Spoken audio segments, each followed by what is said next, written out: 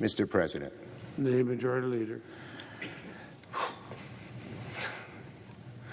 Mr. President, I need to catch my breath, so much is happening. A few hours ago, on the west front of this citadel of democracy, Joe Biden and Kamala Harris were administered the oaths of office to the presidency and the vice presidency of the United States.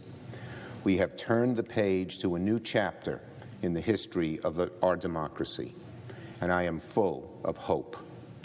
I would challenge anyone not to feel hopeful today after listening to Amanda Gorman, the amazing 22-year-old poet, wise far beyond her years, who told us that, quote, somehow we've weathered and witnessed a nation that isn't broken, but simply unfinished. The hope she spoke about, strong and happy hope, the hope we feel today, is a hope, of course, that's tempered by reality. This was an inauguration unlike most others. The crowds that customarily line the National Mall were absent, a reminder that our nation is still in the throes of a deadly pandemic. The presence of thousands of National Guardsmen, police, and Secret Service was a reminder that 2 weeks ago in this very room and on those very steps where President Biden took the oath, a mob of violent criminals tried to dismantle our democracy, our sacred democracy, brick by brick, and would try again if they could. But, as President Biden said a few hours ago, today democracy has prevailed. The will of the people was heeded. The peaceful transfer of power fulfilled. It takes a lot more than a band of hooligans to bring our grand democracy down. Let it be a message to our friends and adversaries around the world that our democracy, though it has been tried and been tested, shall long endure. And let it be a message to those terrorists who desecrated this temple of democracy that they will never prevail. Joe Biden is now the 46th President of the United States. Kamala Harris is now the 49th Vice President of the United States. But of course, in more ways than one, she is not the 49th, but the first. The first African-American woman, the first Asian-American woman, the first woman, period, to hold the office of Vice Presidency in our nation's history. Today, the threat to our democracy from the presidency itself has ended, but the challenges we face as a nation remain. In the wake of violence and division, hatred and mistruth, in the shadow of disease and economic hardship, a warming planet, an unequal society, we begin the work of the 117th Congress. In his inaugural address, President Biden spoke to this moment, a moment of great challenge, and told us two simple truths. One, that our responsibilities are numerous, and two, it will take unity, unity of spirit, unity of purpose to fulfill them. President Biden, we heard you loud and clear. We have a lengthy agenda, and we need to get it done together. President Biden pointed the way to our nation's recovery and renewal. He reminded us of who we are and where we need to go. But we must now turn the spirit of his words into action. The Senate must immediately set to work on the mission President Biden described, restoring the greatness and goodness of America. This will be an exceptionally busy and consequential period for the United States Senate. There is much to do, and we are ready to get to work.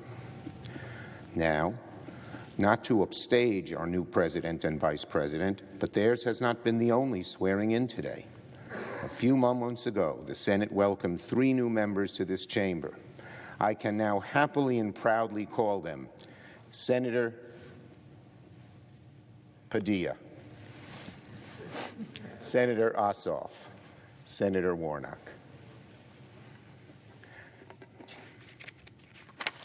They join Senators Kelly, Hickenlooper, and Lujan as part of a 6-member class of Democratic senators and a new Democratic Senate majority. I mentioned the historic nature of Vice President Harris's ascendance, but let's not forget that her successor, Alex Padilla, is the first Latino senator to represent California. That Raphael Warnock, born while Georgia was represented in this chamber by two staunch segregationists, is now the first African-American senator Georgia has ever elected. And that John Ossoff is the first Jewish senator from his state, sworn in today on a book of Hebrew scripture once owned by the rabbi who decades ago formed a bond between the Jewish and African-American communities of Georgia. As President Biden said in his inaugural address, "Don't tell me things can't change." With the swearing in of these three senators, the Senate will turn to Democratic control, for which I deeply thank my colleagues. We'll turn to Democratic control under the first New York-born majority leader in American history, a kid from Brooklyn, the son of an exterminator and a housewife, a descendant of victims of the Holocaust. That I should be the leader of this new Senate majority is an awesome responsibility, awesome in the biblical sense, as the angels that trembled in awe before God.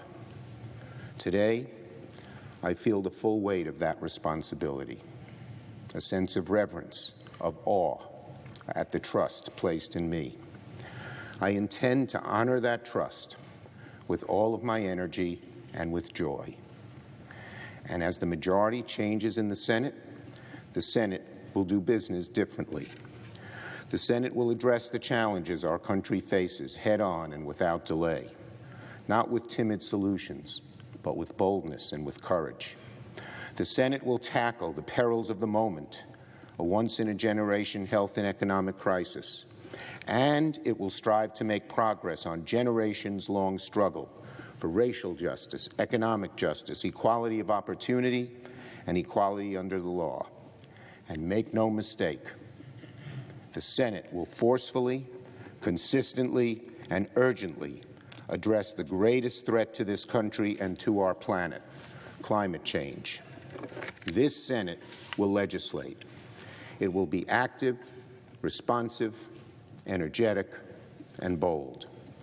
And to my Republican colleagues, when and where we can, the Democratic majority will strive to make this important work bipartisan.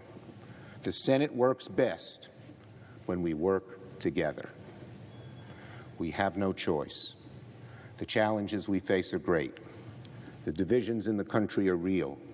We have no choice but to try to work together every day to reward the faith the American people have placed in us.